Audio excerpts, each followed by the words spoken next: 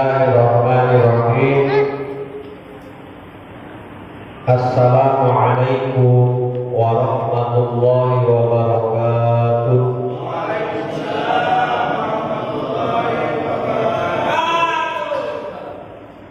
Alhamdulillahi wa kafa, wassalatu wassalamu ala sayyidina Muhammadin al-Mustafa wa ala alihi wa ashabihi ahli sirri wal wafa. Allahumma salli wa sallim ala sayyidina Muhammadin. Allahumma salli wa sallim ala sayyidina Muhammadin al-fatihi lima ughliqa wal khatimi lima sabaq nasiril haqq bil haqq wal hadi ila siratikal mustaqim wa ala alihi wa sahbihi haqqa qadrihi wa miqdarihi al-azim. Amma ba'd, rabbi shrah li sadri wa yassir li amri wa hlul 'uqdatam min lisani yafqahu qawli. Subhanaka la ilma lana illa ma 'allamtana innaka antal alimul hakim. Allahumma ij'al hadha jam'ana jam'an marhuma wa tafarraqna min ba'dihi tafarraqan maksuma. Rabbi zidna 'ilman warzuqna fahman. Allahumma fahman nabiyyin wa hifdzal mursalin wa ilhamal malaikatil muqarrabin bi rahmatika ya arhamar rahimin. Al-Fatihah. A'udzu billahi minasy syaithanir rajim. Bismillahirrahmanirrahim. Alhamdulillahi rabbil alamin. Ar-Rahmanir Rahim. Maliki yaumiddin. Iyyaka na'budu wa iyyaka nasta'in. Ihdinas siratal mustaqim. Siratal ladzina an'amta 'alaihim ghairil maghdubi 'alaihim waladdallin. Amin. Para hadirin, al-fatah ulama, masyayikh, para asatidz, para pengurus DKM beserta jajarannya, jamaah rahimahumullah. Alhamdulillah, qudrah iradah Allah menakdirkan kita bermuajah kembali dalam aktivitas yaitu thalab ilmu setelah kita tadi melaksanakan kewajiban sholat fardu maghrib berjamaah dengan juga bahagianya, dan alhamdulillah sekarang kita insyaallah hari saat ini mudah-mudahan mendapatkan sebuah hidayah dari Allah, wasilah dari Allah, wa irsyadil ustadi, itu petunjuk dari para guru-guru kita, para alim ulama. Juga yang terpenting dalam thalab ilmu itu adalah waktu zamani, membutuhkan waktu yang lama, waktu yang panjang. Namun sedemikian rupa kita mengemas waktu di waktu yang sangat singkat ini. Insyaallah kita mendapatkan keberkahan ilmu yang Allah berikan kepada kita. Amin. Salawat dan iring salam kita tawassulkan kepada uswah kita, Allah kita, Habibana wa Nabi Muhammad sallallahu alaihi wasallam.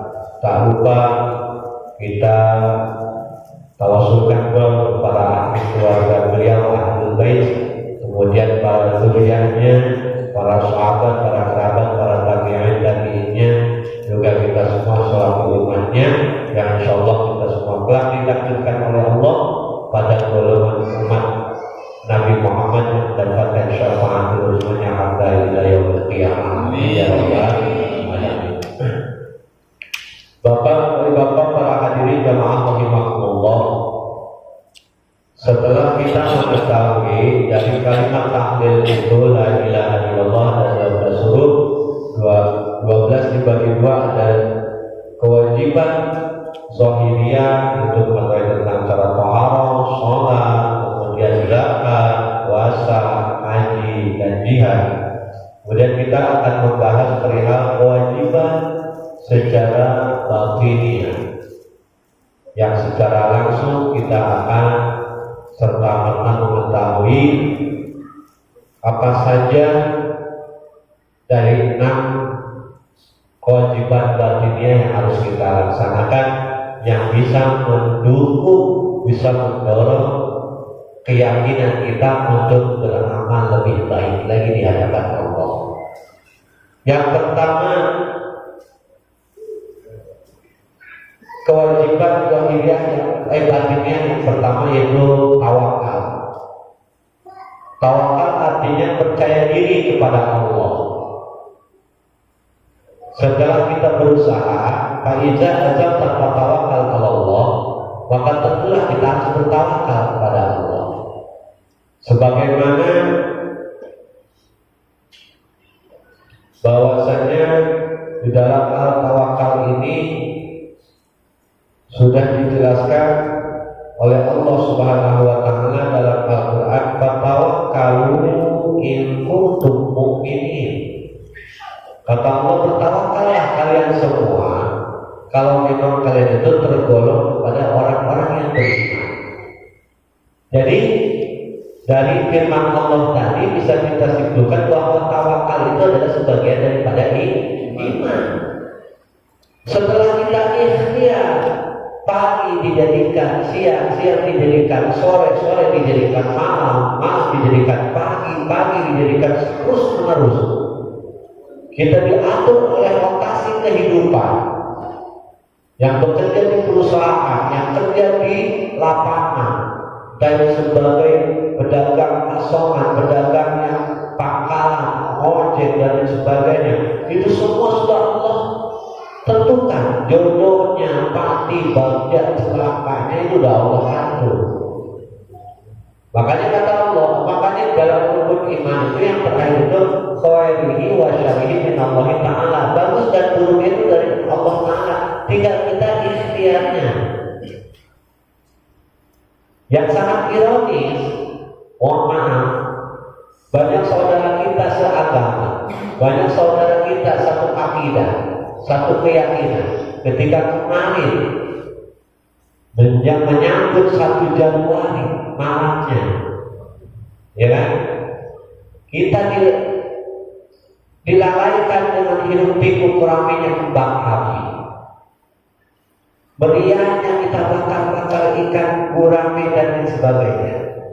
Saya nggak sudah ngomong, saya bakar gurame, ngeliwat saya. Tapi saya kan nggak berniat untuk syukuran perihal masalah itu. Justru saya ngadain syukuran sama keluarga, udah ditinggal ayah ibu, saudara cuma 2, yuk kita kumpul. Aku beli gurame, tetehnya makan, masak riwaknya, kita bareng-bareng, kita tahu bersama Allah, kita kirimkan doa ayah ibu kita udah nggak ada. Ingat bahwa umur kita dengan 2023 bukan tambah umur, tapi kurang umur. Kalau bapak umur 80 tahun sekarang sekarang sudah 50 tahun, berarti 30 tahun lagi. Ya tahun kita seperti itu. Happy New Year, ya kan? Pokoknya Happy New Year, selamat tahun baru katanya. Semoga panjang umur, padahal bukan panjang umur, pendek umur. Saya kemarin kena batu, jujur demi Allah, saya ketika khutbah Jumat itu saya nahan supaya nggak batu. Ketika malamnya saya meriang, bayangin saya pikir, ya Allah, kalau Engkau menakdirkan saya pendek umur, ya Allah, mudah-mudahan untuk Allah terima. Pas subuh, padahal saya dari jam 1 malam itu nggak bisa tidur, batu terus. Padahal berobat, yang belum berobat itu cuma ke luar negeri saya. Iya, Singapura belum. Dokter ini bisa coba. Tinggal tawakalnya sudah berubah. Innallaha la yughayyiru ma biqaumin. Sesungguhnya Allah tak akan merubah nasib suatu kaum hatta yughayyiru ma bi anfusihim, sampai kaum tersebut mau merubah nasibnya sendiri. Tapi kalau kita udah ingin merubah nasib, ya Allah, saya mau batu, gak sungguh-sungguh saya berobat kesana kemarin, berarti kata Allah, tawakkal tawakkalu in kuntum mu'minin. Tawakal kamu, percaya diri kepada Allah. Allah pasti melindungi kamu, Allah pasti menyembuhkan kamu, Allah pasti memelihara kamu. Jangankan ketika kau senang, ketika kau sakit saja Allah angkat dosa-dosa kita. Amin. Kalau orang yang beriman, lain cerita kalau orang yang dasar keimanannya nggak ada. Ya Allah, kok saya sakit dulu? Kenapa? Kata saya masih sehat baik. Nah, jadi nyumpain Allah itu nggak boleh. Ya Allah, saya dari ini mulai dilahirkan sampai sekarang kok itu saya perasaan belum pernah ngalamin senang kaya. Padahal saya sholat tiap malam, tahajud sampai tidak saya rinjin. Ya Allah, emang kita pikir sholat itu untuk mencari kekayaan? Bukan. Kita sholat hanya sebuah pengabdian menghambahkan diri kepada Allah melalui sholat sebagai ungkapan rasa syukur. Subhanallah. Ma'asyiral muslimin jamaah rahimakumullah, itu yang disebut tawakal. Satu, apa tawakal? Artinya percaya diri kepada Allah, bahwa semua takdir yang ada di seluruh makhluk di alam dunia ini sudah Allah atur semuanya. Innallaha ala kulli syai'in qadir. Sesungguhnya Allah Maha mengurus segala sesuatu urusan. Kemudian yang kedua, tafwid. Ini perihal masalah hati ini, batinnya. Tafwid, ta, fa, sukun patah, taf, waw, ya, sukun kasrowi, dot, tomatu, tafwid. Artinya menyerahkan segala urusan kepada Allah. Tawakal, percaya diri kepada Allah, masih kalah derajatnya dengan tafwid.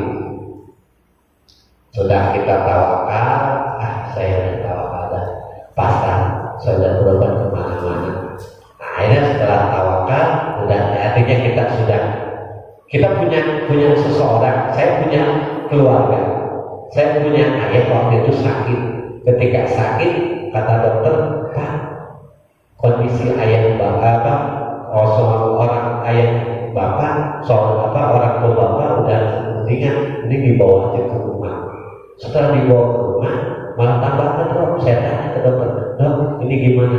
Kalau menurut hemat saya, ini di rumah saja, Pak. Saya tidak tawakal. Artinya Pak, berhenti di situ, percaya diri sama Allah bahwa mungkin di sini takdir bapak saya akan sampai. Saya gitu. Kemudian tafwid, menyerahkan segala urusan kepada Allah. Khairi wa syarihi min Allah Ta'ala. Kalau memang bapak saya dicabut oleh Allah, dicabut umurnya, saya sudah menyerahkan sama Allah. Toh bapak saya sudah ingetin ketika dia belum sakaratul maut, saya Pak, bapak kamu punya sakit. Kata ayah saya, aku sudah pasrah. Saat bapak aku sudah pasrah. Kalau memang Allah mau menjemput bapak udah ikhlas. Kan enak dengarnya. Beda sama bapak saya hanya dari Pak mau dijemput sama Allah. Saya belum mau saya begitu. Malaikat gak bakal nyambut orang yang belum mantapin Pak. Gitu. Diskon. Masya Allah. Ini belajar tauhid Pak, belajar keyakinan ini sehingga bisa diaplikasikan, kita bisa realisasikan dengan wujud ibadah kita khusyuk apa enggak Pak? Gitu. Tauhid ini, Bapak nih jalan dari rumah kemari ke masjid. Kalau tidak ada sebagai rasa serah diri kepada Allah, ketika bumi digoncangkan, iza zulzilatil ardu zilzalah, sampai masjid ini kubahnya mau roboh. Kalau Bapak punya iman Bapak kuat, istiqomah, dan mempunyai yang disebut tafwid, menyerahkan diri kepada Allah, sholat gak bakal kabur Pak. Betul apa betul? Iya. Pak Samir jadi imam, Pak Budi di belakang, Pak Pakun di sini, wah semua ada semuanya nih. Ketika nauzubillah yang mudah-mudahan tidak terjadi. Ini contoh aja. Kalau kita punya benteng keimanan yang disebut ilmu tafwid, tawakal, tafwid, insya Allah ketika datang gempa kayak seperti kemarin 5, berapa? 5,8 magnitudo digoncangkan, yang merosot kan yang terperosot kan wilayah Cianjur, kita yang jauh langsung goyang. Itu kira-kira hari Senin tanggal 21 November. Nah, bagus miliknya itu tidak terjadi di malam hari. Coba kalau di malam hari itu bisa korban lebih dari segini.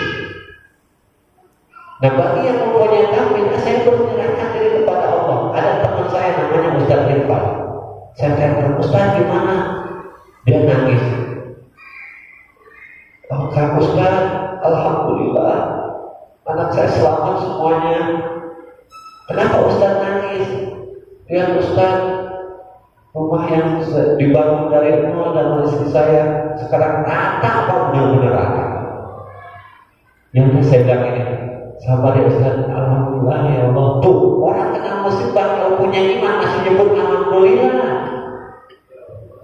Padahal rumahnya rata, Pak. Dia keluar bawa anak-anaknya yang segede-gede gini, cuma bawa pakaian yang dibawa. Coba kalau iman kita tidak ada, nilai-nilai religius dan nilai keimanan kita nggak kita asah dengan taklim, dengan berjamaah, paling ujung-ujungnya innalillahi Ustaz, kok begini banget ya nasib saya. Alhamdulillah menjadi.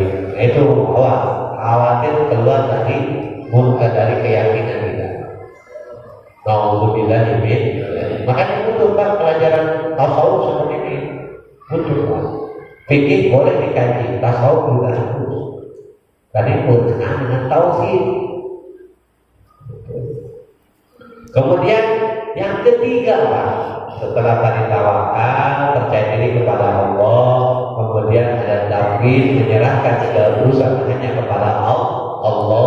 Kemudian yang ketiganya as-sabru, sabar. Apa sabar itu?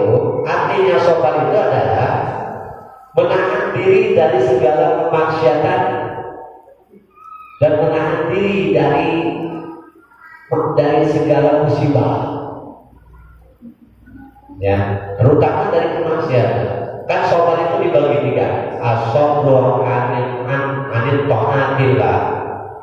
Sabar dalam mentaati Allah. Kapan? Ketika di bulan Ramadan. Kan awalnya kalau ibaratnya maaf, yang nyandu rokok, apalagi rokoknya rokok, ya kan? Kalau di bulan Ramadan kan kira-kira setengah hari di bapak di PT di yang tempat kerja biasanya yang bayarinnya itu istirahat, ngopi bareng, setelah makan siang, setelah sholat dulu makan siang, ya kan dikasih rokok. Pas bulan Ramadan gimana? Jam 10, jam 11 sudah mulai perut kita berubah. Jam 1 setelah masuk kering sudah mulai kering. Itu diuji. Pantas ketika keluar dari perang Badar, ketika bulan Sya'ban, kalau Bapak pengen tahu nih hari ini adalah hari ke-16 di bulan Jumadil Akhir, berarti kurang lebih Bapak 14 hari lagi akan memasuki bulan Rajab. Inna Rajab syahrullah, sesungguhnya bulan Rajab itu adalah bulannya Allah. Wa Sya'ban syahri, dan bulan Sya'ban adalah keutamaan untukku. Tirakannya Rasulullah, puasanya dan lain sebagainya itu di bulan Sya'ban. Wa Ramadan syahrul ummati, dan bulan Ramadan adalah keutamaan untuk umatku. Ketika di bulan Sya'ban, setelah keluar dari perang Badar, apa kata Rasulullah? Wahai para sahabatku, raja'na min jihadil asghar ila min jihadil akbar. Hai para sahabat, ketahuilah bahwa kita sudah keluar dari perang yang kecil. Kita akan memasuki perang yang lebih besar.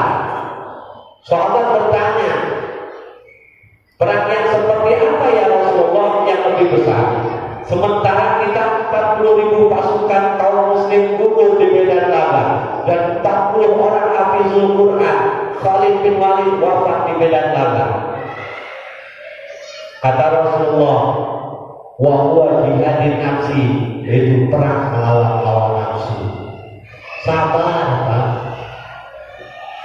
Jadi ungkapan sabar itu mampu menahan diri dari segala kemaksiatan yang bisa ditimbulkan dari lisan kita, telinga kita, tatapan mata kita. Pantas kata Allah dalam surat Al-Mulk, qul huwallazi ansha'akum wa ja'ala lakumus sam'a wal absara wal af'idah qalilan ma tashkurun. Qul katakan, qul fi'il amal dari qala yang qul katakan hai Muhammad, qul huwallazi ansha'akum, isim isyaratnya qul huwa isim dominnya kepada Allah. Dialah Allah yang telah memberikan penghidupan kepada kalian semua, artinya menghidupkan kalian semua.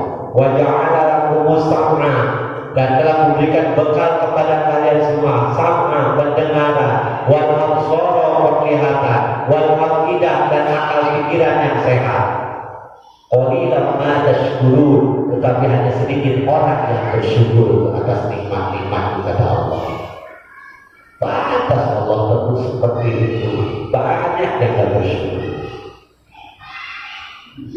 Makanya harus kita sabar, nahan. Baru sedang tertukar dari masjid saja udah marah-marahnya minta ampun. Baru sedang. Bukan senetik bagi yang kurang sobat, latihan sobat dari rumah bawa sedang yang baru. Ketika ada yang tukar kira-kira emosi apa enggak? Kerajaan sedang baru dari Lipo. Bukannya innalillahi, kenapa kata Pak Paul sudah saya bilang. Kata Pak Paul, sabar ya Pak. Ya nggak apa-apa, alhamdulillah berarti sudah saya bagus. Ada yang bilang masalah saya. Ini mau bujuk-bujuk depan masjid. Kan kalau mencak-mencak seperti itu, dia sama juga menurunkan wibawanya. Ketika sendalnya tertukar, bukannya istighfar, bukannya hamdalah, yang ada ya ada sendal gua hilang. Ya orang kamu beres nih, sholat tapi sendal gua main juga. Nah, itu Allah sedang uji baru dengan sendal. Belum istrinya meninggal, belum anaknya yang sakit terus meninggal, belum orang tuanya, harus sabar. Mampukah kita menangis? Saya bawa mobil. Ketika saya bawa mobil, kebetulan kaca kebetulan lagi dibuka. Kan dari pom bensin saya keluar, pom bensin barusan, ya kan? Saya mau arah ke Joko. Kemudian sebelah sini kan banjir belum, genang belum. Motor, wah, kata istri saya, astagfirullahaladzim. Kata istri saya, pasangan kenapa juga? Padahal saya kan mau ceramah waktu itu, baju putih. Ya apa-apa, mungkin dia lagi buru-buru. Yang satu lagi yang pakai motor, yang belakang motor saya yang nyebut bangsa, ternyata dia lebih mungkin kecipratan juga. Dia mau istrinya pakai kebaya kalau nggak salah, pakai kebaya ini mau kondangan deh. Kalau seandainya ini makanya kalau nggak bawa bininya kayaknya dikejar. Saya bilang, Allah Akbar. Saya bilang, tuh diuji Pak kesabarannya ya. Saya bilang, istri saya kan emang pakai baju tapi mau ceramah ke jodoh, mau ngaji. Kata bahasa enggak apa-apa. Itu orang kebangetan ya, kata santri saya. Pak, itu orang kebangetan enggak apa-apa, mungkin buru-buru. Belakang saya tuh ngomong begitu. Tuh bahasa binatang keluar, bahasa keluar. Diuji kesabaran. Sekarang Pak RT atau Pak RW baru baru tidur, ada melenyap. Baru tidur kira-kira jam 10, kira-kira setengah 12 dibangunin. Assalamualaikum Pak RW, Assalamualaikum. Kan Pak jamnya baru diuji kesabaran. Pak, tolong Pak, aktifin BPJS saya ini, keluarga saya Pak, ini masuk rumah sakit. Kan karena secara emosi, Pak RW bisa ngomong gini, kenapa nggak dari siang? Kenapa nggak dari dulu? Saya udah ngomong anak kakaknya, anak KTP-nya, udah ada yang sakit, buat kan kalau secara emosi gitu kan. Tapi karena Pak RW legowo, tunggu ya, saya baju dulu, nanti saya urusin. Mas kenapa ya saya ke rumah sakit, saya bantuin tuh pengen tahu aku nggak di situ ya. Apa nih gitu, rumah tetangga gara-gara tarak air, gara-gara selokan, gara-gara anak kecil, anak kita lagi main peletak aja kepukul sama sendok, ribut. Itu diuji kesabaran di situ Pak. As-sabru 'ala ta'atillah, sabar untuk mentaati kepada Allah. Di bulan Ramadan sholat. Memang sholat kan jadi uji kesabaran. Bapak buru-buru mau kondangan, istri nunggu, yang jadi imam sholat maghrib Pak Budi baca waqiah sampai tamat. Ayo, kira-kira Bapak, ayo. Ya jangan. Kan gak nyangka kalau Pak Budi mau baca waqiah. Sementara Bapak ditungguin istri. Kata istrinya, lama banget Bapak kamu, coba tengok Pak anaknya disuruh sini. Pulang lagi, Mama, Mbak Ayah masih sholat karena teman. Maka sholat maghrib 3 rakaat berapa rakaat sih di Al-Hidayah? 3 Pak, cuma imamnya lama banget panjangan suratnya. Siapa imamnya? Itu Pak Ustaz Budi. Waqiah 1 rakaat. Rakaat kedua apa?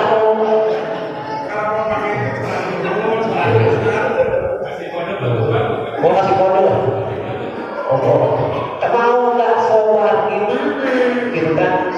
Kata Rasul gini, sebaik-baik imam yang mampu mengerti keadaan makmumnya. Jadi ketika banyak yang berkepentingan, yang uzur, yang kuat, lebih baik membaca surat yang pendek-pendek.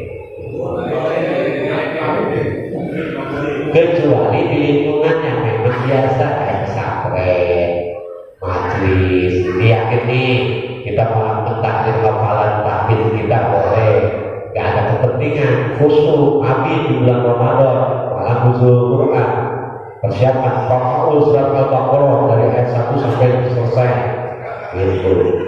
Mau sampai bengkak juga banyak.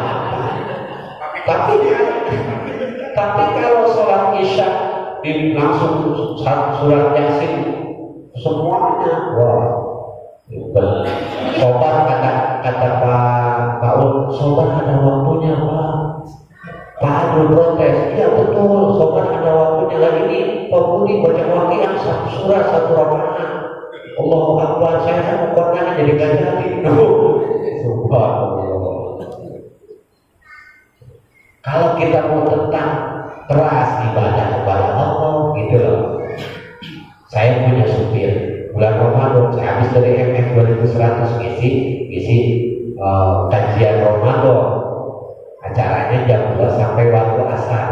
Pulang setelah asar berjamaah, saya kan hanya pulang melalui MF 2100. Dulu ada turunan dari PT Vision kalau nggak salah. Di situ sebelum turunan PT Vision, di situ ada warung Pak. Ada warung. Kata si pulang, supir saya, Pak benar ya saya ke toilet dulu ya. Saya nunggu aja dekat PT Vision di situ. Kok lama banget jadi ke toilet saya susulin. Innalillahi Pak. Ngopi. Saya jadi malu. Saya pura-pura nggak lihat Pak. Saya masuk lagi ke mobil, saya pura-pura tidur. Dia masuk. Saya tanya Pak, pipisnya di mana? Lama banget. Iya Pak, antri. Oh iya. Padahal saya tahu dia bakal puasa. Ternyata bukan batal puasa, dari rumahnya emang gak puasa.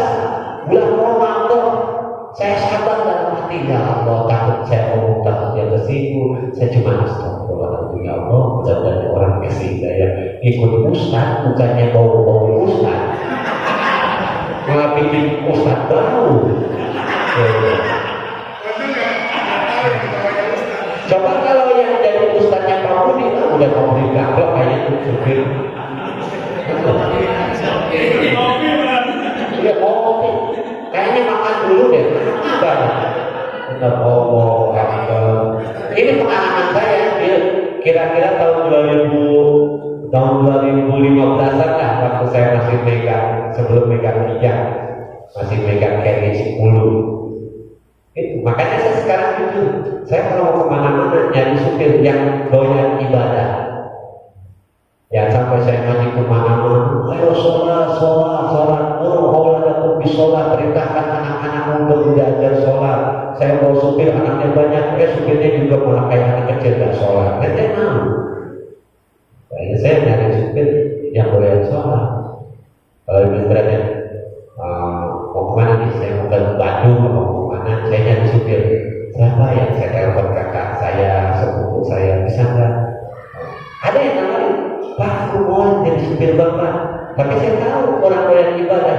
Bapak pasti Pak saya, Pak, ayo ke sholat. Takutnya kedua, sholat. Takutnya begitu. Ada yang sholat karena terpaksa, ada. Nah itu Pak. Jadi sholat. Yang kedua, as-sabru'an anil maksiatillah, dari maksiat kepada Allah. Itu. Makanya ini harus sabar anil maksiatillah. Yang kedua ini sangat berat Pak ujiannya. Pak Pur sebagai ketua DKM, Pak RW sebagai ketua lingkungan di sini, Pak RT kalau ada maksiat di sini bukan tugas ulama saja, umarok juga wajib mengingatkan. Ada yang maaf, auzubillah, mudah-mudahan di sini mah insya Allah aman ya Pak RW, dari komar, dari yang suka mabuk segala macam. Insya Allah. Jadi itu harusnya, kan itu urusannya dengan hadis. Kalau di dalam hadis Al-Waid, man wa'amin kulmul karam falyughayyirhu, siapa yang melihat kemungkaran maka harus ditindak dengan kekuasaan tangannya. Artinya apa? Selama masih bisa mengingatkan, kiai melalui pengajian-pengajian, para umarok dengan ketegasannya, ini maksiat, gak boleh, yang diharamkan oleh agama, dilarang oleh negara, kamu gak boleh begitu. Masih begitu juga, ya udah. Jadi solusinya dari pasrahkan sama aparat keamanan gitu. Diingatkan. Jadi kalau ada yang gak sholat di sini diingatkan Pak.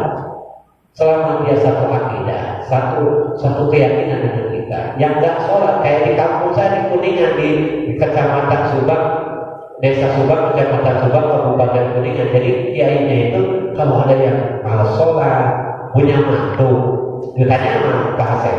Jadi suka didatangin ya sama kiainya. Kenapa mana itu dari sholat? Kenapa kamu gak sholat? Yang lain sholat, apa kamu mau disolatin? Gitu. Di sini pernah nggak Pak DKM apa? Tadi dia jawabnya gitu. Kenapa kamu gak sholat? Nah, Bapak ngurusin saya sholat, Bapak aja sholat enggak? Terus katanya gitu. Saya sholat, mau sholat mau kagak ini urusan saya. Padahal ini adalah dakwah Pak. Gitu. Jadi selain kita mencegah maksiat, ta'muruna bil ma'ruf wa tanhauna 'anil munkar. Jadi seimbang. Kalau nggak biadin, pasti namanya tadi pabilisan ini, yaitu dengan lisannya ngajar dan memberikan sebuah pandangan kalau kita melakukan maksiat konsekuensinya neraka. Seperti itu. Nasihat kayak taklim seperti ini, yaitu dengan lisan. Kemudian paling yastati, kalau tak mampu dengan lisan, dengan nasihat, dengan ajakannya, dengan tegurannya, fabiqalbihi, dengan hatinya. Ada seorang yang memang kaya, seumpamanya kaya, tapi ahli maksiat, semua sektor keamanan sudah dikuasai dengan kemampuan kekayaannya. Kita mau nuntut nggak bisa, dia zalim, munkar, Kayak Fir'aun lah gitu.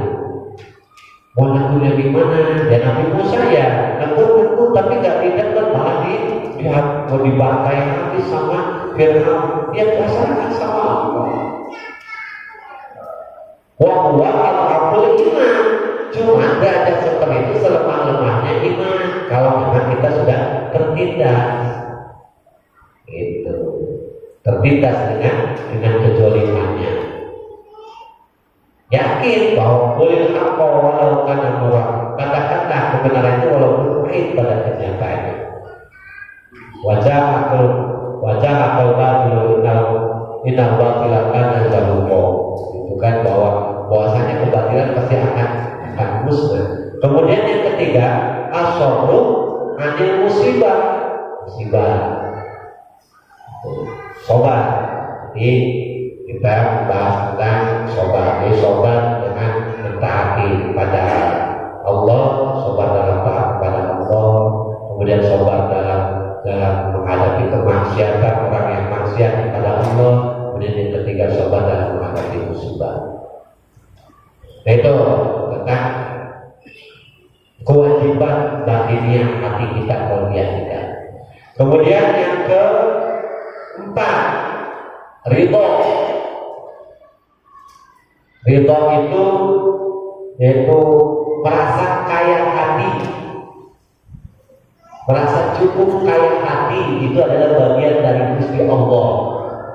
Ridho, ar-ridho sayyidul akhlaq fi haqqil adamiyyi.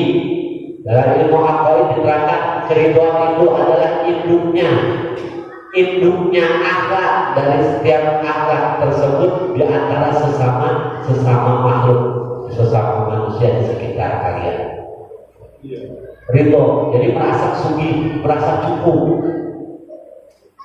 Kalau bahasa ininya ada lagi qanaah, merasa cukup apa yang Allah berikan kepada kita. Tapi ridho lebih tinggi lagi ridho.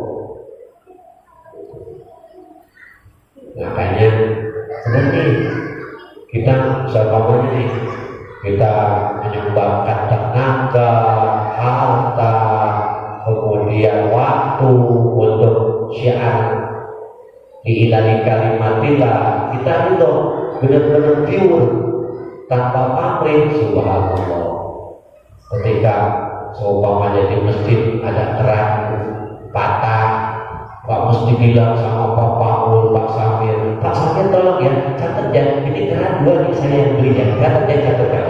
Ya Allah ya kali, innahu huwas-sami'ul 'alim.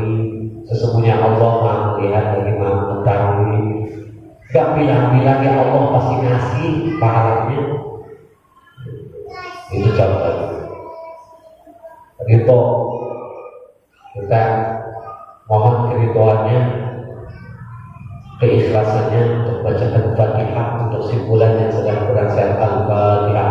Itu benar-benar sugih dari rasa cukup, yakin bahwa ucapan doa yang kita kumandangkan untuk orang tersebut kita ridho. Subhanallah, ya. Kadang orang yang kita doakan selalu kebalikannya kepada kita. Orang begitu suka, orang begitu persuasif. Biasanya seperti itu. Nah, itu ridho, jadi merasa kaya hati dengan apa yang ditakdirkan oleh Allah. Ya. Kemudian zuhud. Zuhud itu lebih percaya kepada Allah. Zuhud. Jadi nilai-nilai zuhud itu harus benar-benar ditingkatkan, harus percaya dengan nilai zuhud kita itu. Ibadah kita harus lebih dari segala-galanya.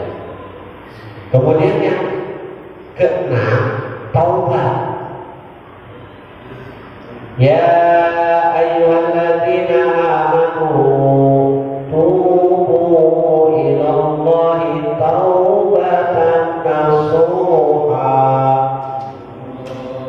Kata Allah, hai orang-orang yang beriman, bertaubatlah kalian semuanya dengan sebenar-benarnya taubat. Makanya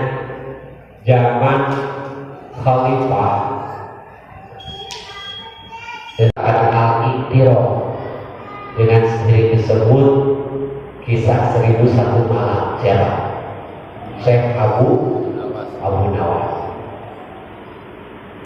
Pada saat itu, pada zaman Abu Nawas di Irak sama Mesir kurang lebihnya seperti itu. Ada sebuah dusun di lereng gunung, sebuah pesantren tasawuf, banyak santri-santrinya. Dia ahli tasawuf. Gimana ahli tasawuf? Jadi kalau dia mau minta satu helai daun pisang aja untuk makan hasil liwet, dia harus nyari orang yang ijab kabulnya. Kalau minta ya minta, kalau minjem ya minjem, kalau beli ya beli. Nah, ceritanya Kiai tasawuf ini mengajarkan sama santri-santrinya, wahai murid-muridku, biasakan dalam segala perkara harus ada ijab kabul. Kalau kau minta sesuatu harus ketemu dengan orang yang punya barang. Kalau kau pinjam harus memang ijab kabulnya pinjam meminjam. Babul harian. Suatu saat kiai yang tasawuf itu di akhir menjelang meninggalnya beliau, menjelang wafatnya, si kiai tersebut sedang makan bersama dengan santri-santrinya beserta nyainya di sebuah ladang pesawahan. Si kiai tersebut dengan izin Allah, dengan qadarullah, keselip sebuah makanan, apa kalau sekarang mungkin liwetnya pakai ikan teri keselip, nyelak gitu kan, ngambil lah. Akhirnya apa? Dibatas. Ketika nyelak kan nggak betah mau kalau orang sedang menyihir kan, mau nyengkar ini, dia bingung pakai apa ya, gagal sakit banget. Motek pagar yang berbatasan dengan kebun kiai tersebut, pagarnya enggak kelupaan. Kiai itu lupa bahwa itu pagar itu punya orang yang punya kebun tersebut. Dia dipotek, kemudian setelah dipotek, akhirnya apa? Dibuang ke parit sawah tersebut, ngalir lah, ada darahnya. Kemudian sebelah sana si muridnya itu ketika sedang mencuci bekas makan, kok ada darah, gitu kan? Darah siapa ini? Gitu. Akhirnya sampailah ke ujung pematang sawah. Dan di ujung pematang sawah ada yang punyanya, ada yang punya punya kebun tersebut. Bah, ini darah siapa? Pas itu kebetulan Bakil pelit yang punya pagar tersebut, yang punya sawah tersebut, yang termasuk pagar itu juga yang Bakil. Pas itu dipotek ada bambu. Nah ini ada bambu ini, bambu kayak bambu pagar, ada darah. Siapa? Disusul-susul sama dia. Benar pagarnya dipotek. Setelah dipotek si orang tersebut ngomong gini, ya Allah, saya nggak gitu. Kayaknya pagar saya ini ada yang motek, tahu dipakai apa, kena darah nih. Kalau memang nih pagar ini dipakai tusuk kemudian berdarah dari orang yang motek ini, saya berdoa ya Allah, mudah-mudahan dia keredam sama darahnya sendiri. Nauzubillah min dzalik. Masya Allah, sampai terjadilah malam harinya itu si Pak Kiai meninggal, pupus, wafat. Nah, di sebuah pesantren tersebut ada ahli, ada santri yang wali santrinya ini pekerjaannya apa Pak? Dari kecil dari dia bujangan sampai dia punya anak di pesantren tersebut, pekerjaannya itu seingat saya dalam nikah tersebut tukang menggali kubur di malam hari.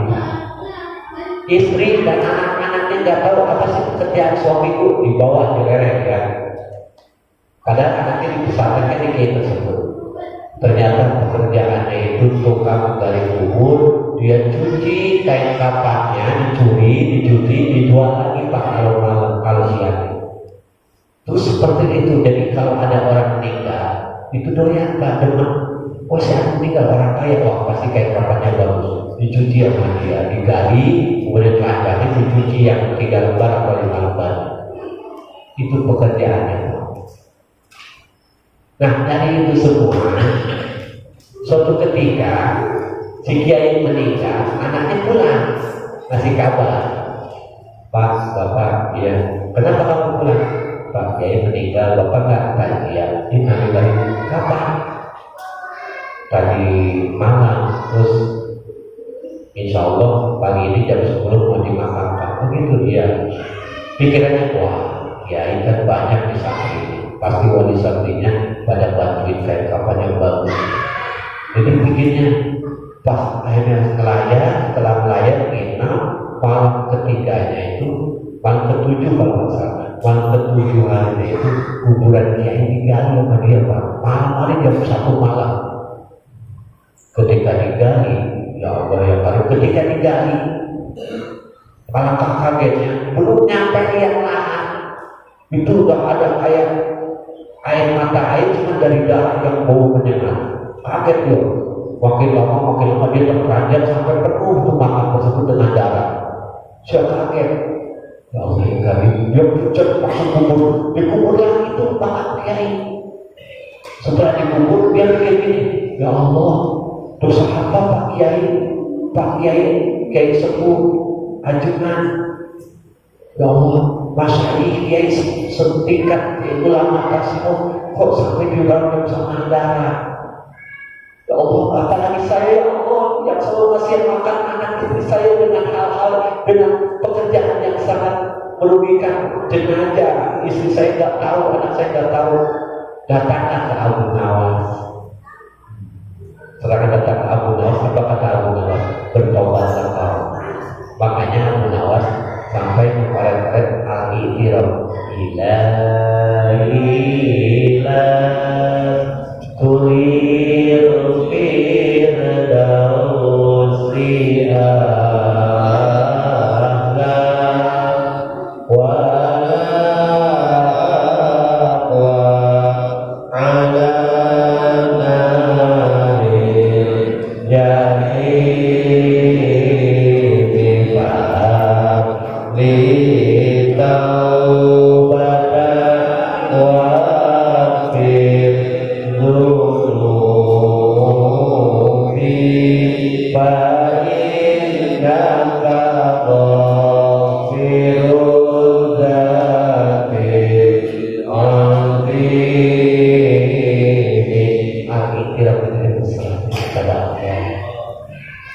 Kenapa? Bahwasanya kiai saja, ustaz saja tak dijamin Pak, apalagi kita Pak. Makanya alhamdulillah bapak-bapak duduk bareng beserta orang-orang yang solid, selalu nanti insya Allah kebagian bau-bau kiai, amin. Kebagian bau-bau ustaz daripada ustaz bau. Makanya dari kisah yang tadi bisa kita petik pelajaran bahwa orang yang setahap makomnya lebih mulia dari kita dengan kacamata manusia, ternyata kalau memang ada dosa dan seseorang tidak ridho, maka tentu Allah akan mengampuni dosa kita. Makanya kita harus saling memaafkan, harus saling memaklumi dan memaafkan, insya Allah. Dan begini saja karena sudah waktu isya sudah masuk. Alhamdulillahirabbil alamin. Subhanakallahumma wa bihamdika asyhadu an la ilaha illa anta astaghfiruka wa atubu ilaik. Assalamualaikum